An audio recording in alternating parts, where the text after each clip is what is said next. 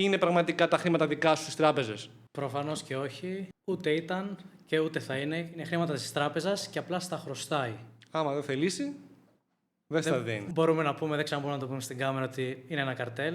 Οι τράπεζες κάνουν ό,τι θέλουν. Παγώνουν τους λογαριασμούς έτσι, με το έτσι θέλω. Πιστεύω όλα ξεκίνησαν από την κρίση του 2008 και με την ελληνική κρίση του 2010. Αλλά πιστεύω ότι το κομβικό σημείο ήταν το 2015 με τα capital controls. Πώς θα μπορούσε να βγάλεις 50 ευρώ τότε? Μέχρι 60 την ημέρα. Μέχρι 60 την ημέρα. Με 3 λέξεις θα έλεγα ασφάλεια, έλεγχος και ιδιωτικότητα. Για πρώτη φορά μπορείς να είσαι η δική σου τράπεζα, δεν έχεις κάποιον να σου παγώσει τα χρήματα ή να σου μπλοκάρει το λογαριασμό για οποιοδήποτε λόγο. Ότι θα μπορείς τώρα να τα μεταφέρεις στα δευτερόλεπτα παντού χωρίς περιορισμούς 24/7, όπως αγορά μετοχών ή χρυσού 24/7. Σκέψου τώρα να μπορείς να επενδύσεις σε ένα κίνητο ή σε ένα real estate fund μόλις με 100 ευρώ. Οπότε ήθελα να το αναφέρω γιατί πρέπει να καταλάβει ο κόσμος γιατί γίνεται και φυσικά να δούμε τι μπορεί να βελτιώσει αυτή την κατάσταση. Πάνω, καλώς ήρθες στο Generalist Podcast. Ευχαριστώ πολύ για την πρόσκληση ξανά. Τι κάνεις, πώς είσαι, σε τι φάση βρίσκεσαι? Όλα καλά, εδώ προχωράμε, τρέχουμε.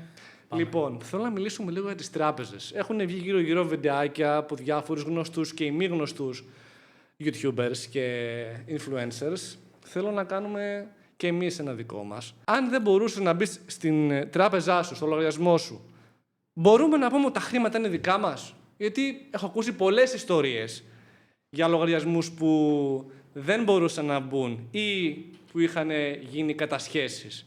Πάμε λίγο να μιλήσουμε για το όλο σύστημα αυτό. Είναι πραγματικά τα χρήματα δικά σου στις τράπεζες? Προφανώς και όχι. Ούτε ήταν και ούτε θα είναι, γιατί έτσι έχει χτιστεί όλο το μοντέλο. Τι εννοείς? Στην ουσία, όταν καταθέτεις τα χρήματα στην τράπεζά σου, στα ψηλά γράμματα που κανείς δεν διαβάζει. Ούτε εγώ τα διάβασα. Κανείς σχεδόν. Εντάξει, είναι πολύ απειροελάχιστο ποσοστό αυτοί που διαβάζουν τους όρους, αλλά στην ουσία λέει ότι η τράπεζα έχει το ελεύθερο να χρησιμοποιεί τα χρήματά σου όπως το θελήσει για να βγάλει περισσότερα χρήματα. Που σημαίνει ότι όταν εσύ καταθέτεις χρήματα στην τράπεζα, δημιουργείται μια υποσχετική, το IOU, όπως για όσους γνωρίζουν, που σημαίνει ότι η τράπεζα στην ουσία είναι περιουσιακό της στοιχείο τα χρήματά σου. Τα δικά μου χρήματα. Ναι. Είναι χρήματα της τράπεζας. Είναι χρήματα της τράπεζας και απλά στα χρωστάει. Οπότε, όποτε θελήσει και αν θελήσει αυτή, στην πράξη στα δίνει. Άμα δεν θελήσει, δεν στα δίνει. Δεν μπορείς να κάνεις τίποτα. Ωραία. Ναι. Άρα στην ουσία δεν είναι δικά σου λεφτά. Πολύ ωραία.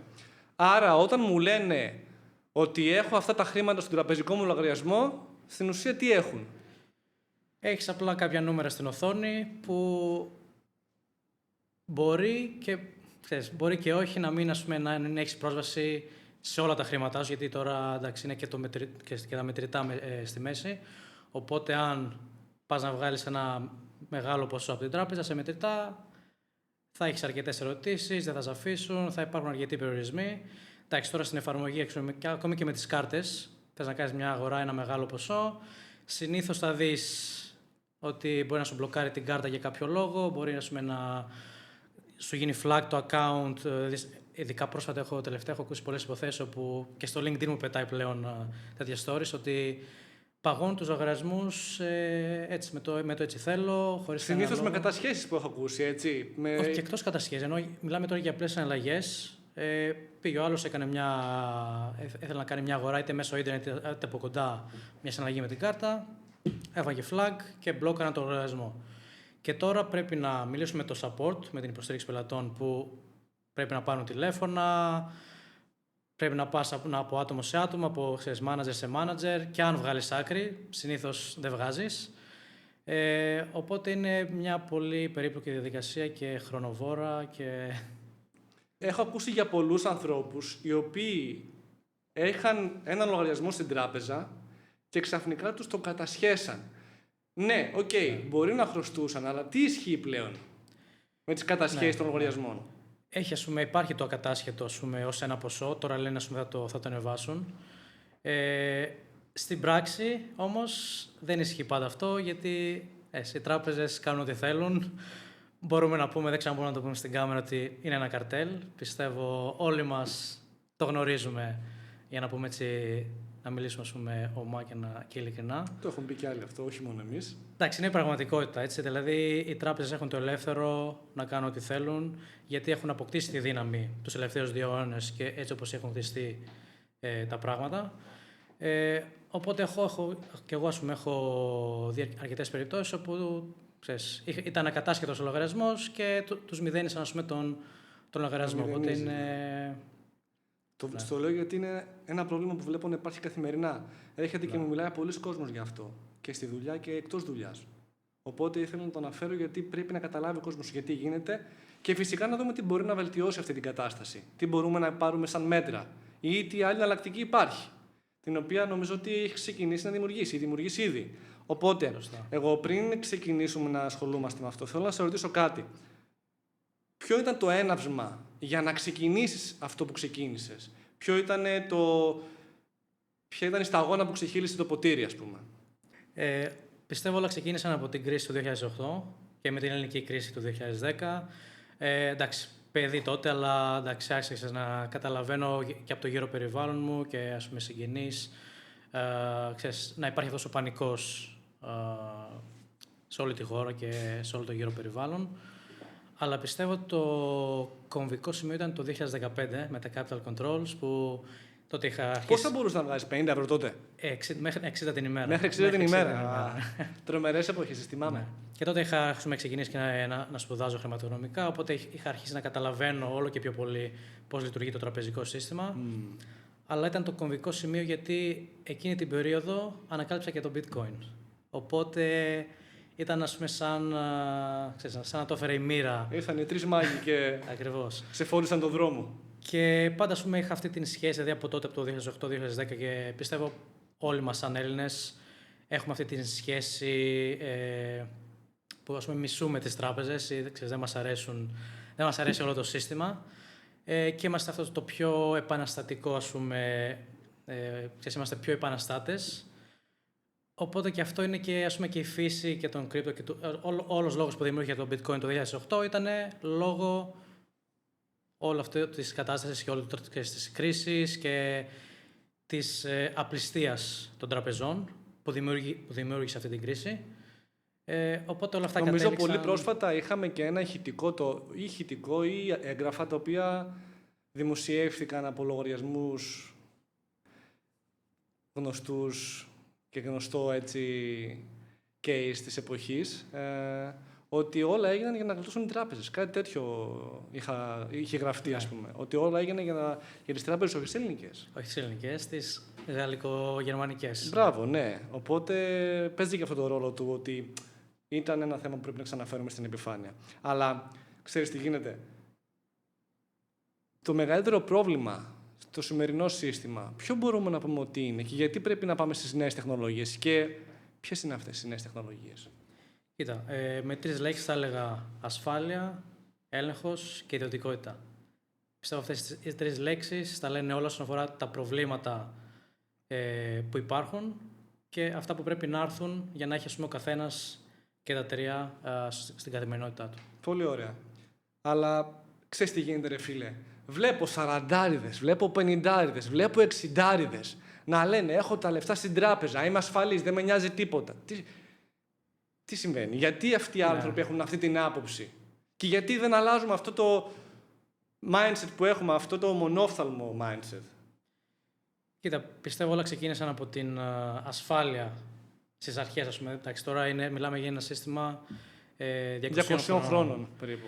Οπότε όταν ξεκίνησαν οι τράπεζες, τι έκαναν? Απλά παρήχαν ασφάλεια, γιατί τότε υπήρχαν μόνο τα μετρητά, ενώ όλη η οικονομία βασιζόταν πάνω στα μετρητά και σε αλλαγές στα μετρητά.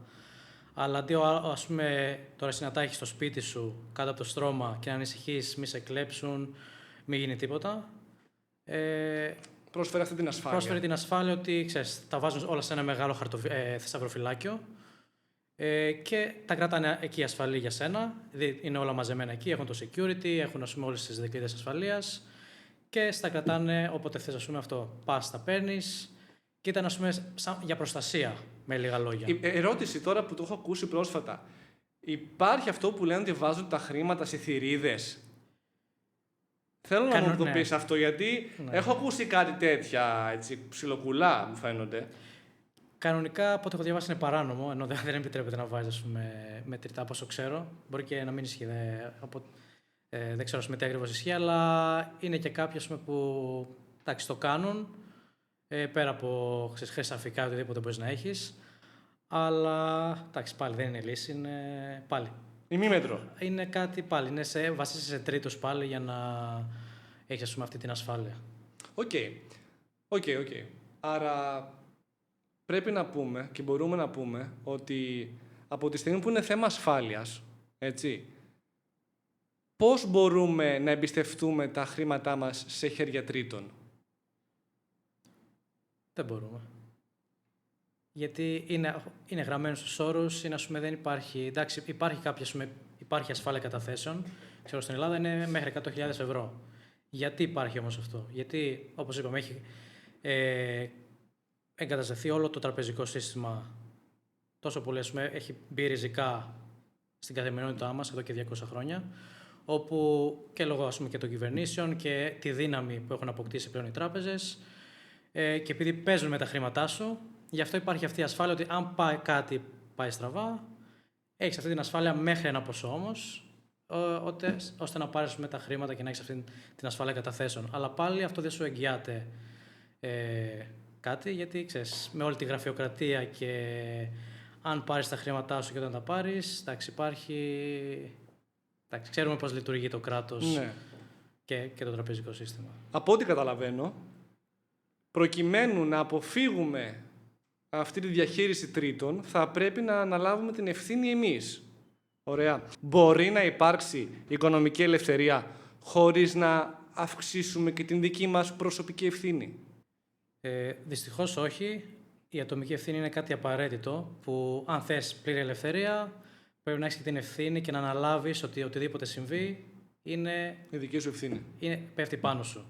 Οπότε αυτό μπορεί να ακούγεται λίγο τρομακτικό, κυρίως στην αρχή, για οτιδήποτε κάνεις στη ζωή σου. Ξέρεις, όταν πας 18 και φεύγεις από το σπίτι του γονιού και να σπουδάσεις, είναι λίγο τρομακτικό, είναι μια νέα αρχή. Κάθε νέα αρχή είναι και δύσκολη. Είναι και δύσκολη.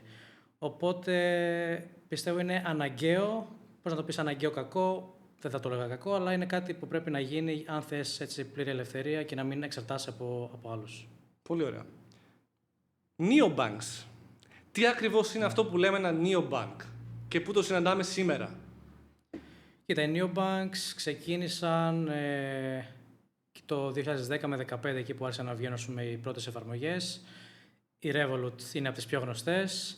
Και neobank, τι σημαίνει neobank, είναι ότι είναι ψηφιακή τράπεζα, είναι μόνο ψηφιακή, δεν υπάρχει κάποια φυσική τράπεζα, δεν υπάρχουν υποκαταστήματα όπως με τις παραδοσιακές τράπεζες. Οπότε έχεις μόνο μια εφαρμογή και όλες τις υπηρεσίες, τραπεζικές υπηρεσίες και ό,τι μπορείς να κάνεις γίνονται μέσα από το κινητό σου, μέσα από μια εφαρμογή. Οπότε είναι η νέα μορφή τραπεζών. Υπάρχει όμως η ίδια ασφάλεια, γιατί μπορεί να σου πει κάποιος πάλι 40, 50. Δεν βλέπω το λογότυπο, δεν βλέπω το φυσικό κατάστημα. Ναι. Πώς γίνεται να είναι τράπεζα? Κοίτα, εδώ παίζουν πολλά ρόλο και εξαρτάται, υπάρχουν neobank και neobank. Υπάρχουν neobank, πλέον η Revolut έχει αποκτήσει τραπεζικές άδειες, οπότε θεωρείται στην ουσία κανονική τράπεζα. Mm-hmm. Αλλά υπάρχουν και άλλες neobank που βασίζονται, έχουν κλείσει κάποια συνεργασία με κάποια τράπεζα και απλά παρέχουν, IBANs, κάρτες, οτιδήποτε. Οπότε πάλι, σαν θυγατρικές κάπως. Περίπου, ναι, όχι ακριβώς, αλλά στην ουσία αυτό βασίζεσαι, κλείσει μια συνεργασία, βασίζεσαι σε μια άλλη τράπεζα, σε ένα άλλον τρίτο, για να παρέχει αυτές τις υπηρεσίες στους χρήστες σου. Οπότε εξαρτάται το μοντέλο, αλλά πάλι, οι περισσότερες δίνουν πλέον μια ασφάλεια καταθέσεων, γιατί αυτό είναι. Από πίσω, το μπροστά αλλάζει, δηλαδή το user interface, αλλά από πίσω η υποδομή παραμένει ίδια. Οκ. Άρα μιλάμε για ένα επαναστατικό σύστημα, γιατί στην ουσία γλιτώνει από πάρα πολύ κόπο τον κόσμο, να πας στις τράπεζες, να μιλήσεις με εκπρόσωπο κλπ. Και είναι κάτι που μας βελτιώνει, θεωρώ. Αλλά ποια ανάγκη πραγματικά κάλυψαν οι neobanks? Κοίτα, κυρίως κάλυψαν την ανάγκη της ευκολίας, δηλαδή αυτό το να μην χρειάζεται να πας σε ένα υποκατάστημα, να πάρεις χαρτάκι, να κάτσεις στην ουρά ή να μιλάς με υπαλλήλους και να μην βγάζεις άκρη. Τώρα με λίγα πατήματα ενός κουμπιού, ανοίγεις ένα λογαριασμό, Ανεβάζεις τα αρχεία σου, ότι θες με ταυτότητες, ότι χρειάζεσαι κατευθείαν στο κινητό σου. Είναι ταυτοποίηση αυτόματα όλα. Ακριβώς. Και έχεις έναν έτοιμο τραπεζικό λογαριασμό, χωρίς να τρέχεις ή να περιμένεις μέρες συνήθως. Γιατί κυρίως, ας πούμε, παλιά υπήρχαν και μέρες μέχρι να ανοίξει ένας τραπεζικός λογαριασμός. Πλέον, μέσα σε λίγα λεπτά, μπορείς να έχεις έναν καινούριο λογαριασμό.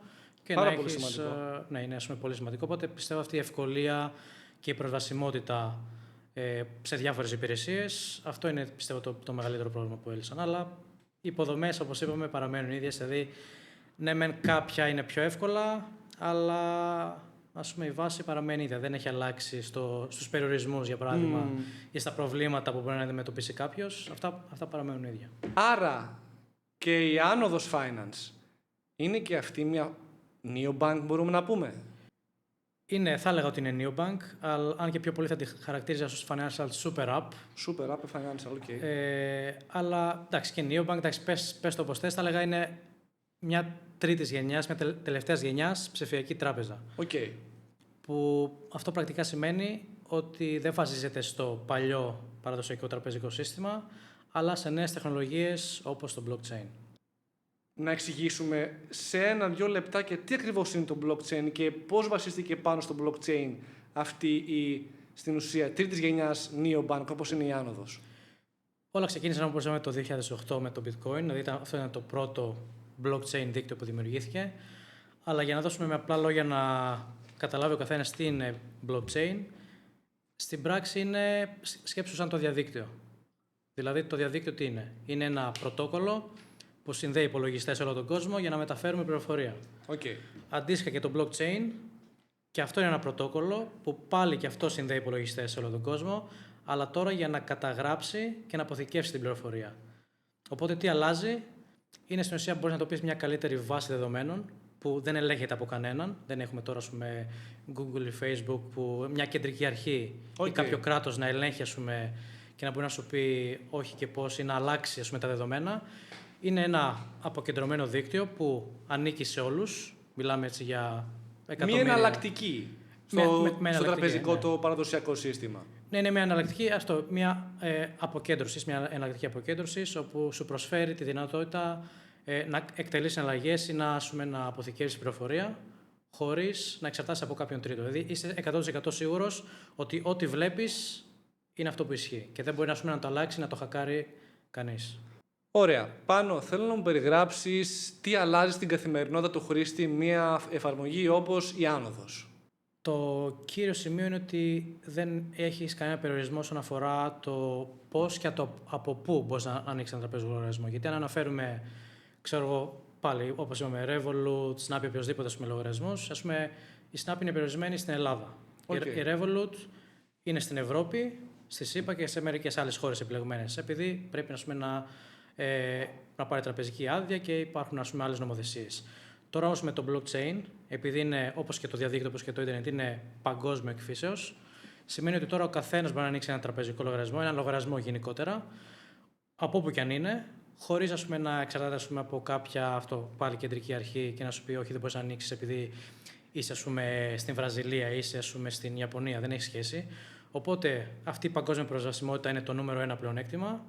Και μετά έχουμε την δύναμη που έφερε το blockchain, ότι για πρώτη φορά μπορείς να είσαι η δική σου τράπεζα, που με απλά λόγια σημαίνει ότι πάλι δεν έχεις κάποια κεντρική αρχή για να ανοίξει ένα λογαριασμό, που σημαίνει ότι δεν έχεις κάποιον να σου παγώσει τα χρήματα ή να σου μπλοκάρει το λογαριασμό για οποιοδήποτε λόγο. Okay. Οπότε έχεις αυτή την πλήρη ελευθερία, όπου ο λογαριασμός σου ανήκει μόνο σε σένα και δεν έχει ανοιχτεί από κάποια τράπεζα ή από κάποιον τρίτο. Okay. Προηγουμένως είπες ότι βασίζεται πάνω στο blockchain και όχι στο παραδοσιακό τραπεζικό σύστημα. Αυτό θα έχει κάποια διαφορά για το χρήστη ή δεν το καταλαβαίνει καν? Όχι, αυτός είναι ο στόχος. Στην ουσία, ο χρήστης να μην καταλαβαίνει καμία διαφορά. Δηλαδή, ευρώ θα έχει στην τράπεζά του, ευρώ θα έχει και στην άνοδος. Okay. Απλά τα ευρώ του θα είναι, ας πούμε, πάνω στο blockchain. Που τι σημαίνει αυτό πρακτικά? Ότι θα μπορείς τώρα να τα μεταφέρεις στα δευτερόλεπτα παντού χωρίς περιορισμούς, 24/7. Okay. Θα μπορείς να έχεις πρόσβαση σε υπηρεσίες που δεν μπορεί να σου προσφέρει καμία άλλη neobank ή τράπεζα. Δηλαδή? Όπως αγορά μετοχών ή χρυσού 24/7. Γιατί όπως γνωρίζουμε, Σαββατοκύριακα σταματάει. Σαββατοκύριακα και τα βράδια. Δηλαδή είναι από 9 μέχρι 5 τα χρηματιστήρια που είναι ανοιχτά. Αλλά τώρα, επειδή όλα αυτά και μπαίνουν και στο blockchain, δηλαδή Nasdaq και όλοι οι μεγάλοι παίκτες έχουν αρχίσει να βάζουν όλα αυτά τα περιουσιακά στοιχεία πάνω στο blockchain. Στην ουσία το blockchain ενεργοποιεί μια αγορά 24/7 για όλα τα assets, που σημαίνει ότι εσύ μπορείς να έχεις πρόσβαση σε όλα αυτά τα assets 24/7. Και άρα ποιος ο λόγος να κάνω λογαριασμό σε κάποια εφαρμογή η οποία μπορεί να μου τα κλείνει αυτά. Ακριβώς. Αλλά ερώτηση τώρα. Στην ουσία αγοράζουμε το ίδιο προϊόν ή την ανταλλακτική τους αξία, εφόσον τα χρηματιστήρια είναι κλειστά. Είναι το ίδιο το προϊόν, Ναι. απλά σκέψου ότι είναι tokenize ψηφοποιημένο πάνω στο blockchain. Okay. Είναι, απλά είναι ένα καλύτερο σύστημα, όπως να δεις, γιατί τα χρηματιστήρια και οι τωρινές τράπεζες έχουν τη δικιά τους βάση δεδομένων. Okay. Οπότε και επικοινωνία μεταξύ των τραπεζών είναι λίγο περίπλοκη. Ενώ το blockchain, επειδή είναι ένα ενιαίο παγκόσμιο σύστημα, αλλάζει τα δεδομένα και πλέον είναι ένα καλύτερο σύστημα για να συναλλάσσει. Άρα μπορούμε να πούμε ότι είναι τράπεζα κατά κάποιο τρόπο. Ή δεν μπορούμε να το πούμε αυτό. Δεν είναι τράπεζα, αλλά παρέχει τραπεζικές υπηρεσίες χωρίς όμως την τράπεζα, χωρίς κάποιον μεσάζοντα. Αυτό είναι το κλειδί. Πολύ ωραία. Πολύ ωραία. Ποια στοιχεία της εφαρμογής είναι διαθέσιμα αυτή τη στιγμή και ποια θα βγουν στο μέλλον? Κοίτα, αυτή τη στιγμή δεν είναι κάτι διαθέσιμο, γιατί ακόμα η εφαρμογή δεν έχει βγει live. Οπότε χτίζεται όλο το κομμάτι της εφαρμογής. Οπότε τώρα, μέσα στο καλοκαίρι, θα περιμένουμε να έχουμε την πρώτη version για να. Που θα είναι διαθέσιμη στον κόσμο. Θα κάνουμε ένα private beta αρχικά, σε ένα κλειστό κύκλο, για να τεστάρουμε κάποια πράγματα, να βεβαιώσουμε ότι όλα λειτουργούν ομαλά και σωστά. Αλλά όπως είπαμε, όλες οι υπηρεσίες οι βασικές, ό,τι σου δίνει η τράπεζα, θα το παρέχουμε και εμείς απλά με καλύτερο τρόπο. Δηλαδή, αν ανοίξεις ένα λογαριασμό σε μια ελληνική τράπεζα, σου δίνεται ένα ελληνικό IBAN, ένα ευρωπαϊκό IBAN. Αντίστοιχα όμως στην άνοδο θα μπορείς να έχεις και άλλους λογαριασμούς. Δηλαδή θα μπορείς να έχεις έναν αμερικάνικο λογαριασμό, έναν βραζιλιάνικο, θα έχεις από διάφορες χώρες παράλληλα, από διάφορα νομίσματα. Θα σου παρέχουμε IBANs ή αντίστοιχα virtual accounts για τις συγκεκριμένες χώρες. Μετά, κάρτα, έχουμε ήδη συνεργαστεί με τη Visa, οπότε θα έχουμε τη δικιά μας κάρτα, θα μπορείς να κάνεις αγορές στις καθημερινές. Απλά εδώ εξετάζουμε πάλι αυτό, ότι θα έχουμε και μεγαλύτερα όρια και θα είναι πιο ελεύθερο, που σημαίνει ότι θα μπορεί πιο customizable, λίγο πιο διαχειρίσιμο από σένα. Θα είναι στην ουσία πάνω στο χρήστη, το πώς θέλει να το χτίσει, τι περιορισμό θέλει να βάλει. Δεν βάζουμε εμείς περιορισμό και σου λέμε, μπορείς μέχρι 1.000 ευρώ τη μέρα να κάνεις εναλλαγές, όπως μπορεί να σου πω κάποιες τράπεζες. Είναι πάνω στο χρήστη. Οπότε όλες αυτές οι βασικές υπηρεσίες, μεταφορές χρημάτων, θα είναι διαθέσιμες, αλλά δεν είναι εκεί το κεντρικό σημείο. Το πιο σημαντικό είναι οι έξτρα υπηρεσίες που θα προσφέρουμε, που δεν έχει κανείς άλλος. Δηλαδή. Όπως είπαμε, αγορά μετοχών ή χρυσού και άλλων asset 24/7. Το real estate, που είναι κάτι που μπορεί να μην είναι από την αρχή διαθέσιμο. Όταν real estate, τι εννοείς? Σκέψου τώρα να μπορείς να επενδύσεις σε ένα ακίνητο ή σε ένα real estate fund μόλις με 100 ευρώ. Δηλαδή, ή σκέψου τώρα ένα εμπορικό ακίνητο που αντί να βρεις μόνο έναν αγοραστή, η εταιρεία το κόβει σε κομμάτια, το σπάει σε κομμάτι, το ψηφιοποιεί στο blockchain και μπορεί τώρα ο καθένας να έχει ένα ποσοστό αυτού του ακινήτου. Που τι σημαίνει στην πράξη? Ότι ανοίγει η αγορά, ανοίγει η πίτα και μπορεί τώρα ο καθένας να έχει πρόσβαση σε αυτές τις αγορές που μέχρι πριν μόνο αυτοί που είχαν τα πολλά λεφτά μπορούσαν να έχουν πρόσβαση σε αυτά τα high net worth assets. Οπότε τώρα ξεκλειδώνουμε νέες αγορές και νέα features, όπως 24/7, και έχουμε και το Agentic Finance, δηλαδή το AI, που είναι κάτι που δεν έχει κάνει καμία τράπεζα μέχρι στιγμής. Πώς θα το χρησιμοποιεί ο χρήστης το AI? Σκέψου το πιο απλό παράδειγμα για να μεταφέρεις χρήματα. Ναι. Αντί τώρα να μπαίνεις στην εφαρμογή και να πατάς 5-10 φορές, για να σου στείλω χρήματα, πρέπει να πας στις επαφές, να πατήσεις το Γιορδάνης, να πατήσεις τι πόσο θέλω να βάλω. Ξέρεις, είναι μια διαδικασία που μπορεί να πάρει 1-2 λεπτά μέχρι να ολοκληρωθεί. Σκέψου τώρα όμως με μια φωνητική εντολή, πατάς άνοδο AI agent και λες στείλε 100 ευρώ στο Γιορδάνη. Και τι κάνει το AI? Απλά καταγράφει τι είπες και το μόνο που έχεις να κάνεις εσύ σαν χρήστης είναι να επιβεβαιώσεις ότι όντως είναι σωστά τα στοιχεία, ότι ξέρεις, στέλνονται σε σένα, στη σωστή τροφή και είναι το σωστό ποσό.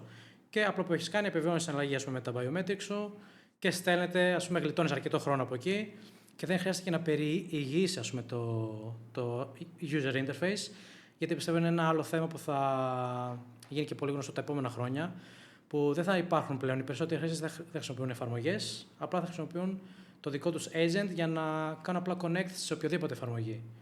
Σκέψου με ένα άλλο απλό παράδειγμα, αντί να μπαίνεις Walt ή Food για να παραγγείλεις φαγητό, στόχος μας είναι μέσα από το AI agent να λες παρήγγειλε αυτό, παρήγγειλε με αυτό το φαγητό από εκεί και να μπορείς κατευθείαν να παραγγείλεις το φαγητό σου από την εφαρμογή, από τον agent, χωρίς να μπαίνεις σε άλλη εφαρμογή και να ξοδεύεις και χρόνο.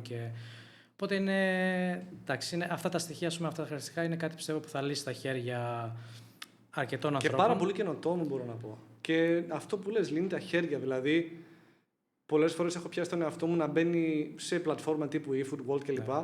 Και απλά να πηγαίνω και να περιηγούμε μπέργκερ, σαλάτες, μακαρόνια, το ένα, το άλλο. Και να περνάει κανένα μισάωρο και να συνεχίζω να πεινάω και να μην έχω παραγγείλει τίποτα. Και σκέψου είναι και το ψυχολογικό, γιατί σκέψου όταν μπει στην εφαρμογή, όσο πιο πολλά βλέπεις, τόσο πιο πολύ ψάχνεις. Ενώ αν έχεις σκέψου χωρίς να μπει και να δεις αυτές τις εφαρμογές και να έχεις σκέψου ότι θες γύρω, θα πεις, εντάξει, απλά θα το σκεφτείς, οπότε και η διαργασία θα γίνει πιο γρήγορα.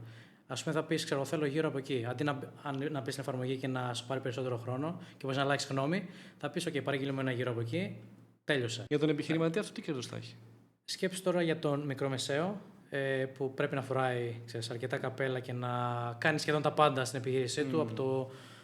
Σκέψου από ένα απλό ταβερνάκι, το να χρειάζεται να πληρώσει το προσωπικό σου κάθε μέρα, κάθε βράδυ, να κάνεις τα λογιστικά σου, να βλέπεις με την ταμιακή σου τι έχεις μαζέψει, ποια είναι τα έσοδα, ποια είναι τα έξοδα, όλα αυτά τα διαδικαστικά μιας επιχείρησης. Που παίρνουν αρκετό χρόνο, είναι αρκετά χρονοβόρα και ο χρόνος είναι χρήμα.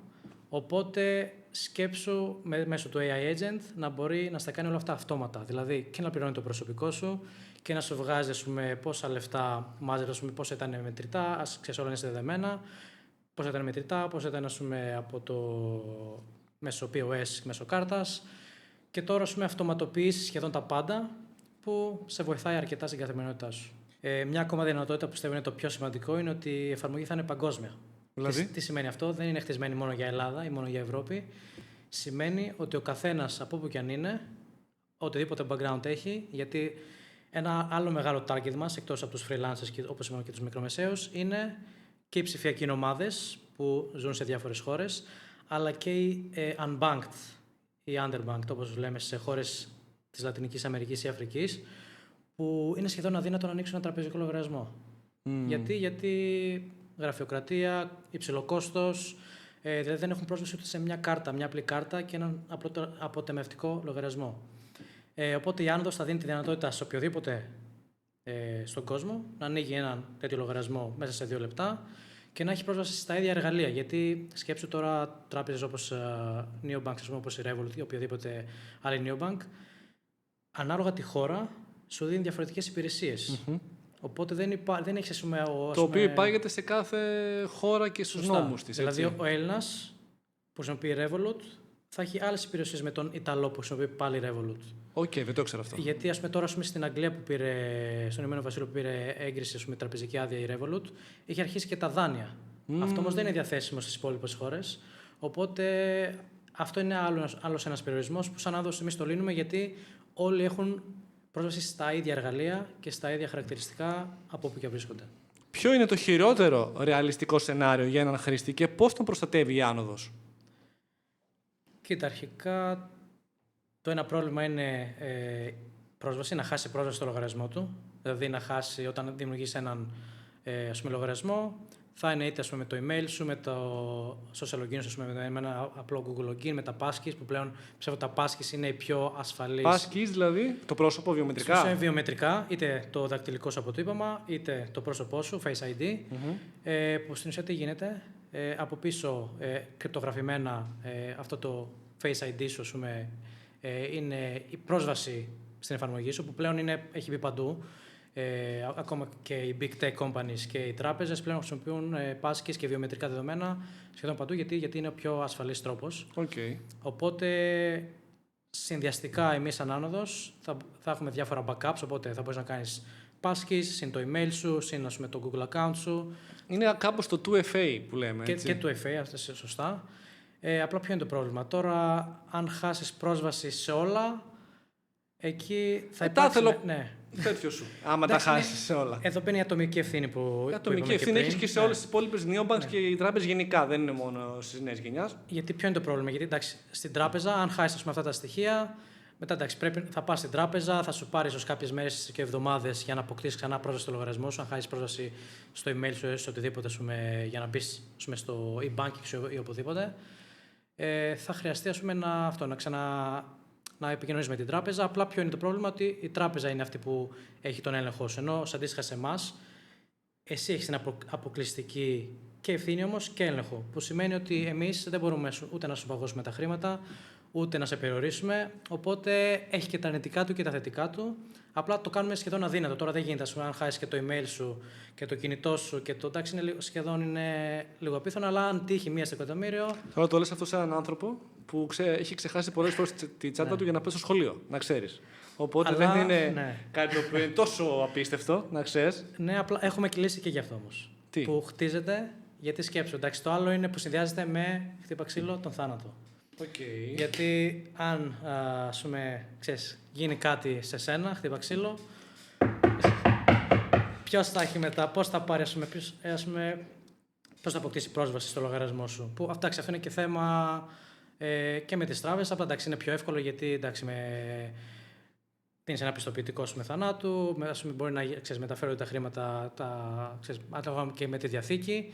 Αλλά τι κάνουμε εδώ σαν άνοδος, φέρνουμε την ψηφιακή διαθήκη πάνω στο blockchain, που τι σημαίνει αυτό πρακτικά, ότι θα έχουμε ένα feature που κάθε 30 μέρες ή όσο θες να το βάλεις, κάθε 60 μέρες, κάθε 6 μήνες, θα σου δίνει ένα check, ένα heartbeat check, που τι σημαίνει αυτό, ότι σημαίνει ότι είσαι ζωντανός, θα σου έρχεται μια ειδοποίηση, ένα notification στην εφαρμογή και θα πατάς, ένα πάτημα ότι όλα είναι είμαι ζωντανός, μην κάνεις τίποτα, αλλά στην άλλη περίπτωση που όχι μόνο για θάνατο, αλλά και αυτό που είπες, χάνεις το κινητό σου, χάνεις πρόσβαση στο λογαριασμό σου, περνάνε αυτές τις 30-60 μέρες όσο έχεις εσύ σαν χρήστης, αυτόματα τσεκάρει το smart contract αντίστοιχα πάνω στο blockchain ότι αυτός ο λογαριασμός κάτι έγινε, δεν έχει πλέον πρόσβαση ο χρήστης, άρα αυτόματα θα μεταφερθούν σε άλλο λογαριασμό που εσύ έχεις θέσει από πριν.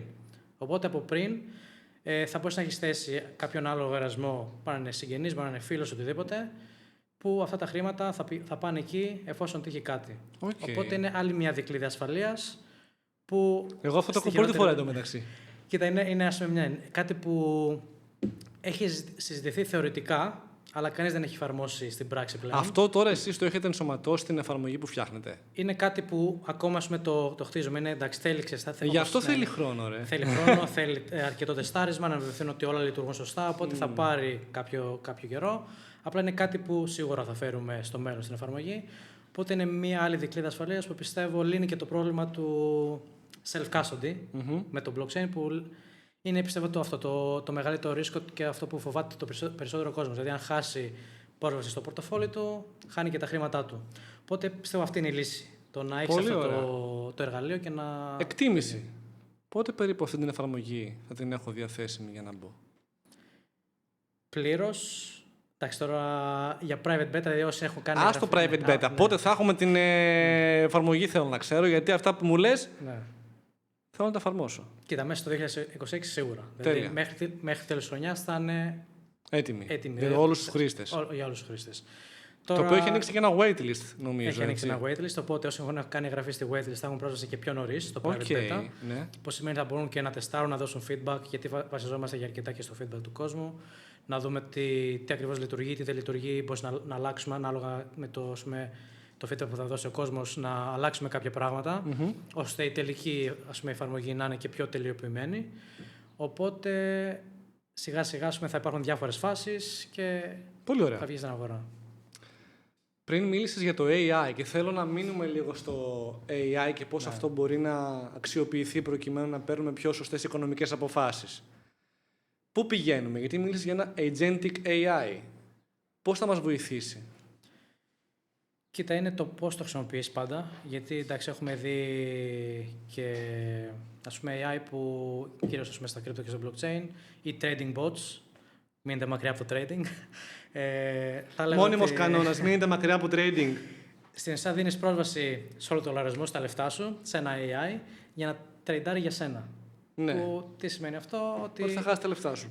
Κάτι να πάει στραβά, πάνε όλα τα λεφτά σου. Okay. Αυτό είναι μία χρήση του AI πάντως. Αυτό είναι η κακή χρήση, θα έλεγα. Η κακή χρήση του AI. Πώς είναι η καλή χρήση του AI? Αυτό που θέλουμε εμείς να εφαρμόσουμε στην άνοδος είναι ότι ο χρήστης πάντα έχει την τελική έγκριση. Δηλαδή το AI δεν έχει πρόσβαση στα χρήματά σου. Okay. Απλά μπορεί να εκτελεί διάφορες ενέργειες για σένα εφόσον έχει την έγκρισή σου. Δηλαδή αυτό σου είπα, στείλε με μια φωνητική εντολή, στείλε 100 ευρώ στο Γιορδάνη, επιβεβαιώνεις, δίνεις την έγκριση και στην ουσία το AI απλά αυτοματοποιεί τη διαδικασία. Καθημερινές συναλλαγές τύπου. Καθημερινές συναλλαγές, επενδυτικά χαρτοφυλάκια, θες να σου χτίσει κάτι ανάλογα με το ρίσκο σου, τα βλέπεις όλα, τα αναλύεις, δίνεις την τελική έγκριση, όλα ok. Αλλά δεν θα έδινα ελεύθερη πρόσβαση. Έτσι, και να αφήσω το AI ελεύθερο να παίζει με τα χρήματα όπως. Ναι, γιατί στην ουσία είναι ένας τρίτος.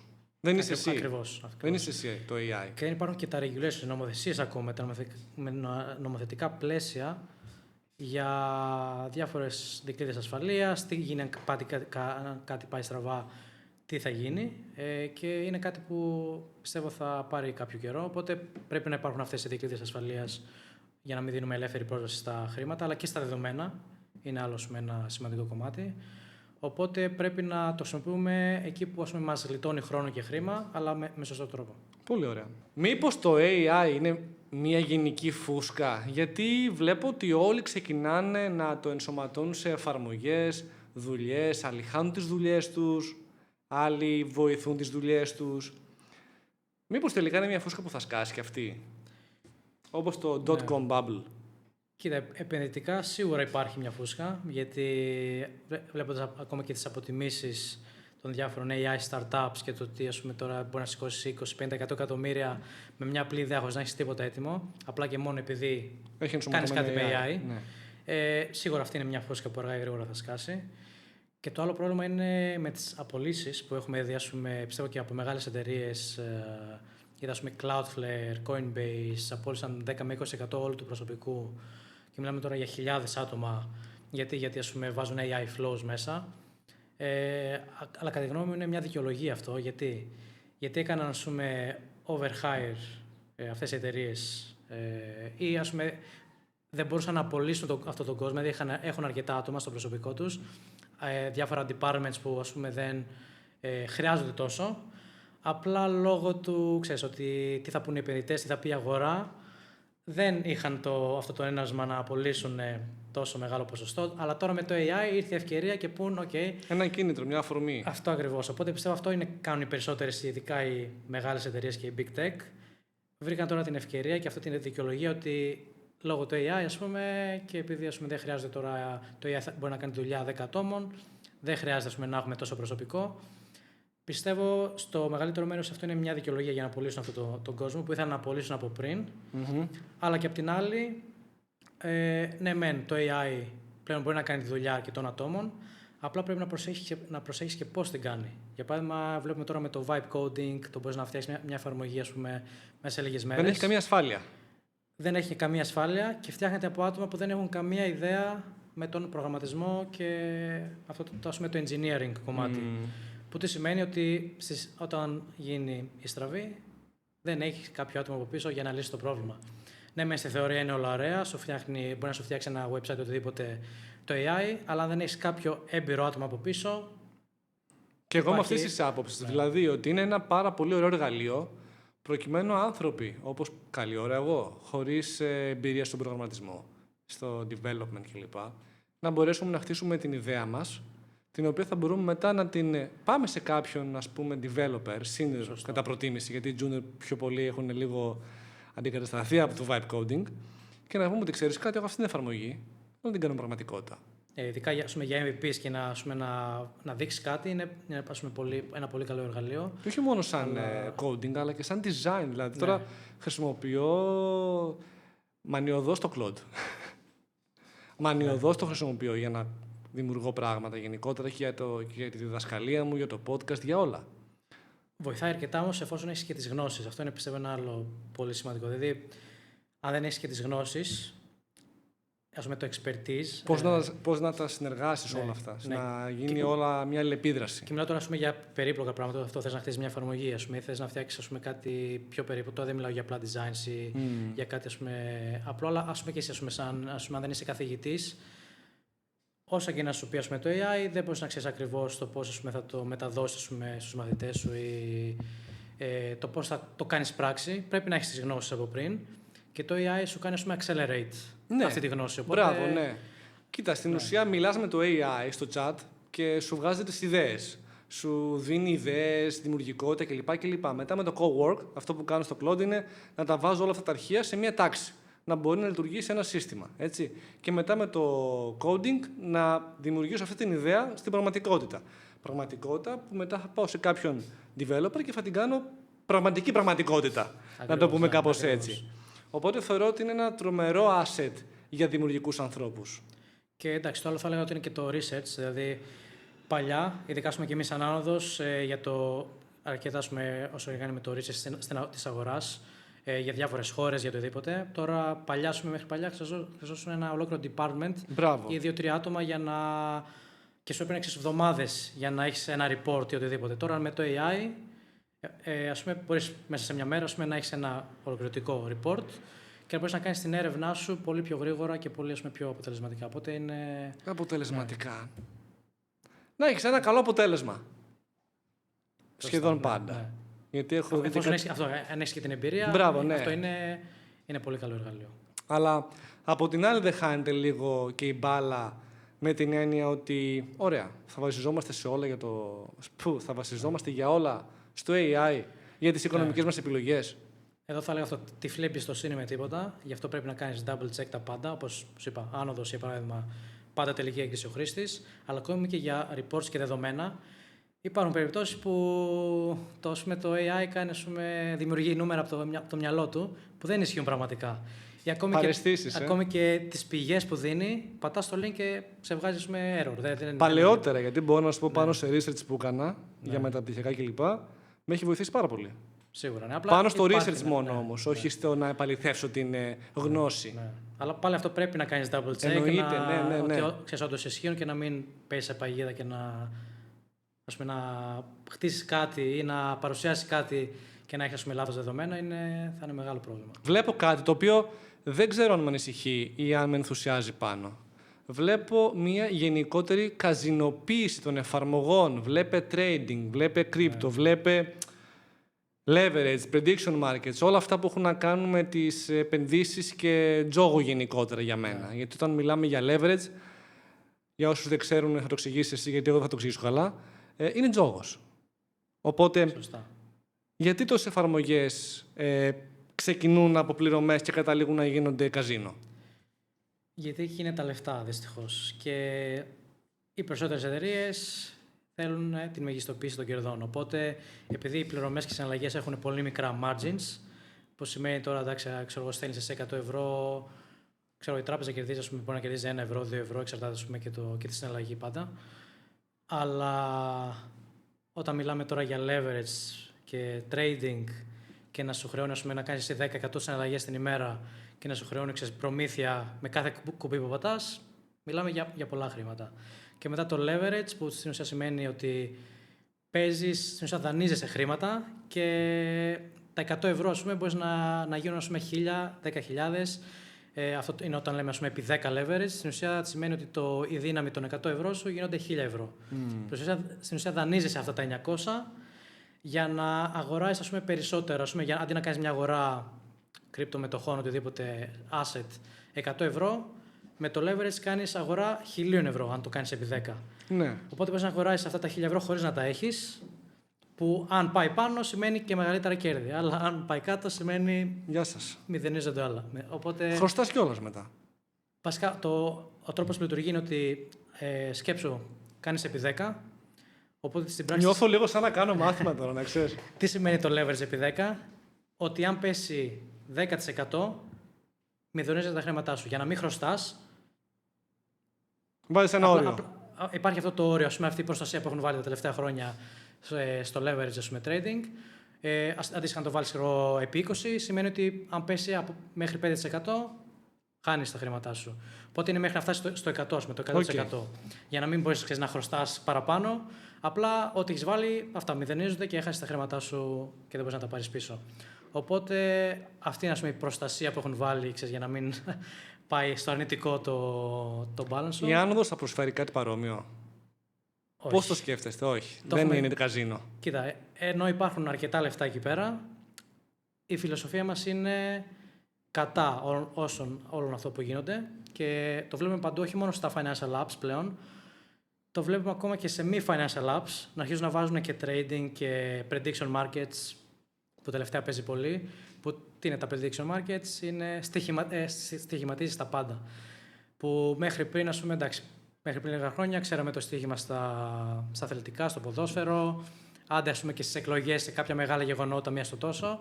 Πλέον όμως μπορείς να στοιχηματίζεις ακόμα και στο αν θα γίνει κάτι στο γείτονα. Είναι δηλαδή. Νομίζω υπήρχε και μια στοιχηματική που είχε προσφέρει να μπει στο γήπεδο άτομο ή να.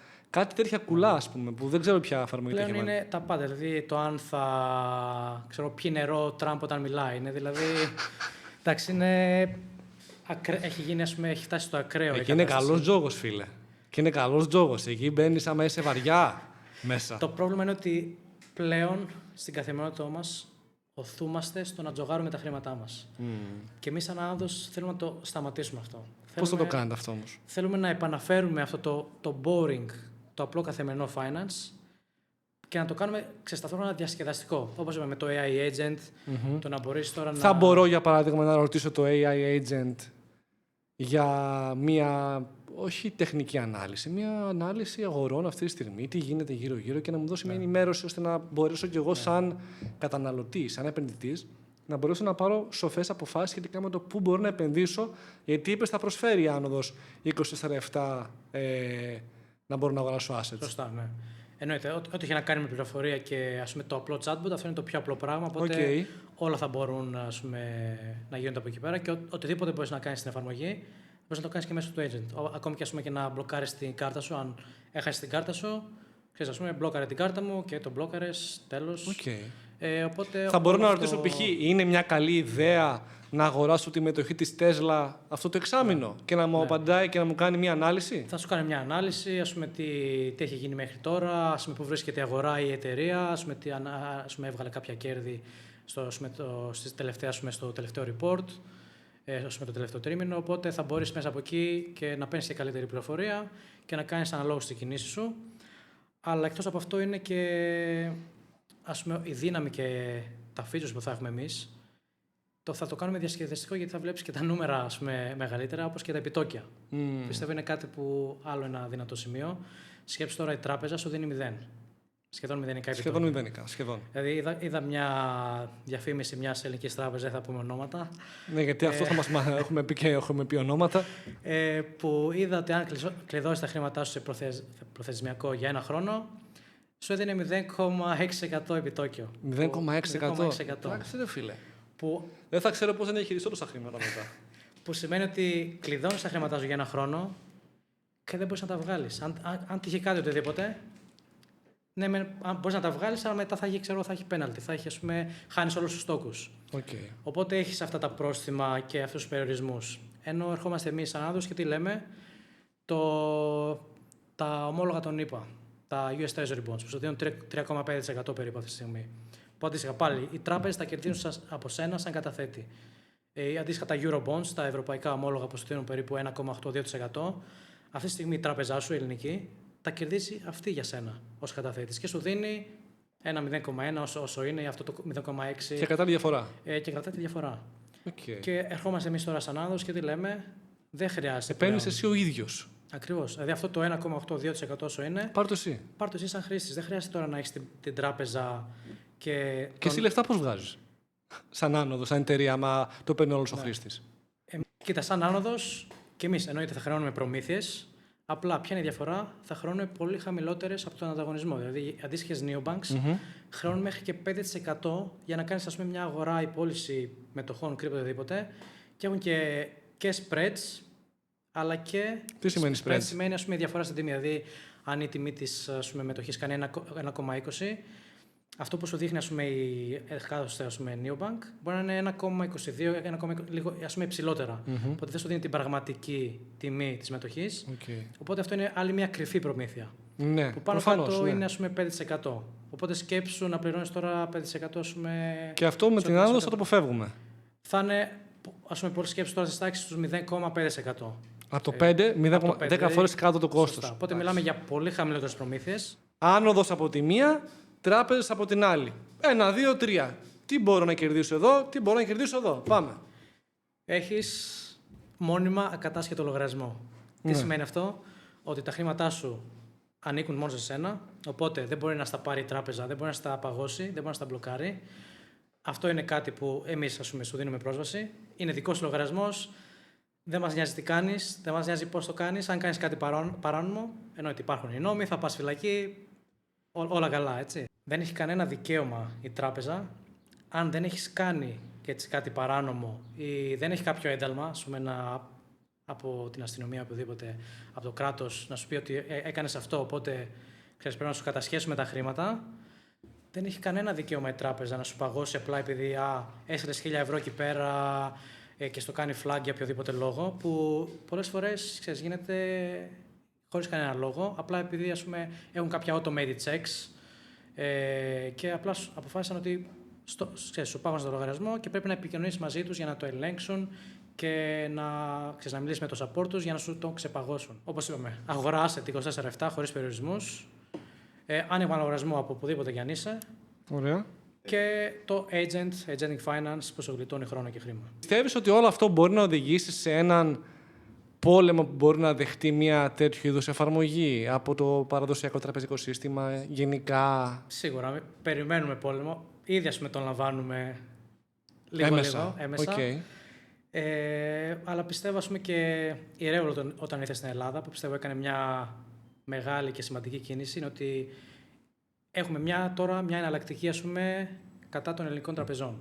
Οπότε υπάρχει αυτή η εναλλακτική και ακόμη και τώρα οι τράπεζες πολεμούν Revolut και την κάθε Revolut και οποιοδήποτε νέα neobank που δεν έχει να κάνει σχέση με το τραπεζικό σύστημα έρχεται στην αγορά. Οπότε περιμένουμε πόλεμο, είμαστε έτοιμοι, αλλά πιστεύω ο κόσμος είναι αυτός που θα η υποστήριξη του κόσμου είναι η πραγματική δύναμή μας και το πώς θα αντιμετωπίσουμε κάθε δυσκολία και ό,τι θα έρθει. Οπότε περιμένουμε πόλεμο, αλλά είμαστε έτοιμοι.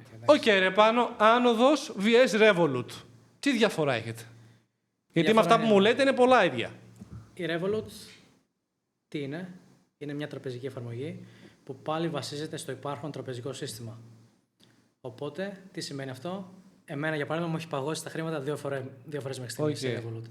Έχει τώρα 2-3 χρόνια. Αλλά τι έγινε? Για ένα μικρό ποσό έκανα μια μεταφορά χρημάτων και απλά έκανε flag το account. Και ποιο είναι το πρόβλημα? Ότι και το support είναι χάλια. Δηλαδή, μου πήρε 3 με 4 εβδομάδες για να βγάλω άκρη και πλέον το έχουν κάνει αδύνατο και να μιλήσει με άνθρωπο. Δηλαδή, σε πάει κατευθείαν στο AI και είναι απλά AI chatbot, το έχουν κάνει σχεδόν αδύνατο να επικοινωνήσει με πραγματικό άνθρωπο. Που τι σημαίνει αυτό? Ότι ένα θέμα να έχεις, ξέχασα. Στην άνοδος θα μπορείς να επικοινωνήσεις πιο άμεσα. Στην άνοδος, αυτός είναι ο νούμερος στόχος. Είναι και in-house, γιατί το άλλο πρόβλημα είναι ότι έχει λίγα χρόνια τώρα που η Revolut έχει κάνει outsourcing σε Ινδούς στην Ινδία. Το support, που σημαίνει αρκετά προβλήματα. Σαν άνοδος θέλουμε να τα έχουμε όλα in-house και να έχουμε 24/7 human support. Δηλαδή, ναι, μεν θα υπάρχουν τα απλά guides και θα μπορείς να κάνεις AI chatbot, αλλά από τη στιγμή που θα λύσεις θα υπάρχει πάντα ένα κουμπί για human support για να μπορείς να επικοινωνήσεις με κάποιον άνθρωπο. Οπότε αυτό είναι το άλλο πρόβλημα. Εμείς σαν άνοδος δεν μπορούμε να σου παγώσουμε ποτέ τα χρήματα για κανένα λόγο, είναι μόνο δικά σου και να εξαφανιστεί άνοδος. Αυτό είναι το πιο σημαντικό, ότι και να κλείσει άνοδος, εσύ συνεχίζεις κανονικά να έχεις πρόσβαση στα χρήματά σου. Οπότε αυτό πιστεύω αλλάζει τα δεδομένα, γιατί πλέον δεν χρειάζεται τράπεζες και δεν χρειάζεται κάποιον μεσάζοντα για να κρατάει τα χρήματά σου για σένα. Και μετά έχουμε και τους άλλους περιορισμούς, όπως είπαμε, η Revolut λειτουργεί μόνο σε Ευρώπη, ενώ για να ανοίξει λογαριασμό Ευρώπη, Αμερική και κάποιες άλλες χώρες. Δεν είναι παγκόσμια, δεν μπορεί κάποιος από οπουδήποτε να ανοίξει λογαριασμό. Και υπάρχει και ο περιορισμός των αγορών σε μετοχές, όπως είπαμε. Μπορείς μόνο από Δευτέρα μέχρι Παρασκευή, από 9 μέχρι 5. Okay. Σαν άνοδος δεν έχουμε κανένα περιορισμό. Έχεις την απόλυτη ελευθερία να κάνεις ό,τι γουστάρεις και εννοείται προμήθειες πολύ χαμηλότερες από τη Revolut και από τους υπόλοιπους ανταγωνιστές. Και γιατί άνοδος και όχι ένα crypto wallet? Γιατί το crypto wallet είναι μόνο κυρίως για χρήστες που είναι έμπειρους και γνωρίζουν ήδη από crypto. Δηλαδή, όταν φτιάξεις ένα crypto wallet, θα έχεις αυτό που λέμε το private key, που είναι 24 λέξεις. Έχεις πάλι την ευθύνη, είναι ένα μεγάλο ρίσκο που αν το χάσεις, πάει. Και είναι μόνο για να κρατάς τα assets, να κρατάς με crypto, stablecoins, οτιδήποτε. Εμείς όμως, αν τι λέμε, μπορείς να το πεις ότι είμαστε ένα crypto wallet, αλλά με superpowers. Δηλαδή, το κάνουμε πολύ απλό για το χρήστη. Τα private keys δεν τα βλέπει ποτέ ο χρήστης, είναι αυτό μέσω passkeys, μέσω email, με παραδοσιακούς τρόπους, οπότε δεν υπάρχει αυτή η περιπλοκότητα. Και το πιο σημαντικό είναι ότι έχουμε και τις υπηρεσίες όπως η κάρτα Visa, τα IBANs και άλλες τραπεζικές υπηρεσίες που ένα απλό crypto wallet δεν μπορεί να σου παρέχει. Οπότε επεκτείνουμε για αυτό και λέμε financial super app. Ό,τι μπορείς να κάνεις, ό,τι για να κάνει με τα χρήματά σου, θα μπορείς να το κάνεις μέσω άνοδος που δεν σου δίνει αντίστοιχα ούτε κάποια άλλη παραδοσιακή neobank, ούτε και ένα άλλο crypto wallet. Για να κλείσουμε τη συζήτησή μας πάνω, αν ένας άνθρωπος κρατήσει μόνο μία ιδέα από τη σημερινή συζήτηση, ποια θέλεις να είναι? Πιστεύω ήρθε η ώρα να πάρουμε τον έλεγχο στα χέρια μας, τον πραγματικό έλεγχο και των δεδομένων μας και των χρημάτων μας.